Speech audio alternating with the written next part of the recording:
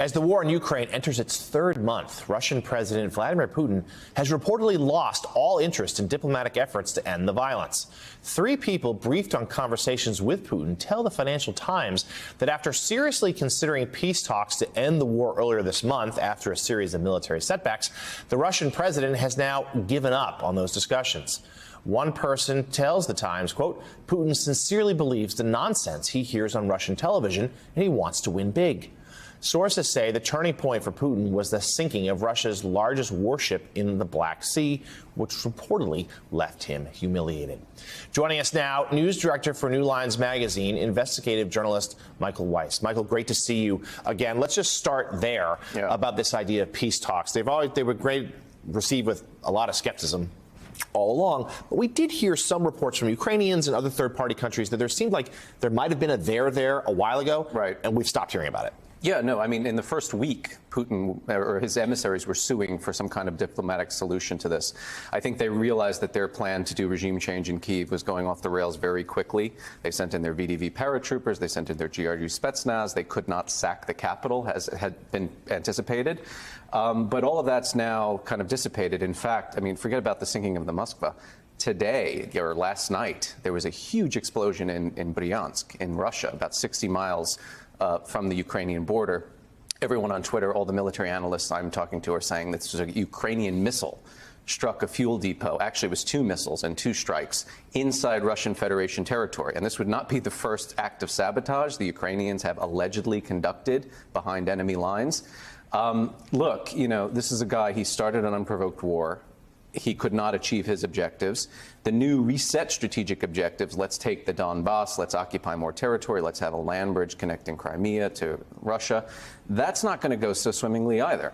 People who were very gung-ho about Russia's campaign to annihilate the Ukrainian military are now basically arguing that they don't have enough troops, that the troops that they have do not have the military capability to achieve these objectives. So I'm very curious to know what Putin thinks he can achieve. And reading that piece, what I took from it is, yeah, he believes his own propaganda. He thinks he's winning when he's losing. Right. Now, if you're in the West, you think, well, that's actually quite beneficial to us because if we keep arming Ukraine, if they press this fight, I mean, I think Lloyd Austin, Defense Secretary, has said, we want to help them win and we want to help them degrade the Russian military to such an extent that they cannot conduct an operation like this again. To really weaken Russia going forward. There certainly have been a number of explosions behind the borders of Mother Russia in recent weeks. So let's talk about, you started to go there, the next phase here, the sense that the Donbass is going to be the target now. And then they've increased the shelling. The land invasion really hasn't begun just yet. I reported over the weekend that May 9th Victory Day, that the U.S. officials don't believe there's going to be any significant escalation around that, although they think Putin might claim some sort of hollow victory, at least hollow progress report. How do you see the next couple weeks playing out? I mean, look, the big story here is that what Ukraine has been suing for a long, long time, which is to become a kind of NATO-capable military, they're now getting that. They're meeting that objective. The United States, France, Italy, for Christ's sakes, are sending, long-range artillery systems. They are upgrading their capacity from, it used to be the Soviet-era kit was 152-millimeter caliber shells, right, which they're running out of throughout Europe. Bulgaria has them, but very few countries still have them. So now Ukraine is getting 155-millimeter caliber shells, which is basically the NATO standard. They're becoming an almost NATO peer army in the midst of all of this. This is bad news for Russia. Russia is not just suffering from a manpower shortage. They're also suffering from a firepower shortage, right? I spoke to the Deputy Defense Minister of Ukraine last week. Told me a very interesting statistic. He said, of all the things that have been sort of shot into the air that we have taken down, cruise missiles, aircraft, unmanned aerial vehicles, 90% of the guts of these munitions, the electronics, are manufactured in 2 places. Guess where? The United States and Europe, right? Dual-use electronics. Sanctions are going to have a big, big impact on Russia's ability to restock and resupply itself. So, again, I don't see how they do what they want to do. They might have minimal gains. They might make some tactical victories here and there, take a village, take a settlement. But we've seen Mariupol is not fallen.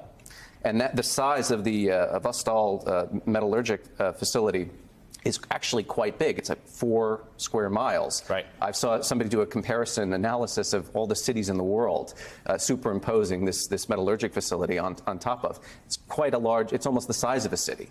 So if they can't take Mariupol, how do they do this land bridge connecting Crimea? And I think that's an important point. As much as the Russians will be reinforcing the Donbass, so will the Ukrainians. Exactly. Michael Weiss, one of the leading voices on the war. He's been to Ukraine. He will again. We really appreciate you being here with us again today. Coming up next on Morning Joe, we'll go back to the highest level American visit to Ukraine as Secretary of State Tony Blinken and Defense Secretary Lloyd Austin visit Kyiv to meet with President Zelensky.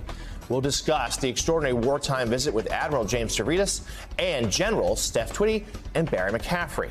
Plus, the latest headlines dominating politics back here at home.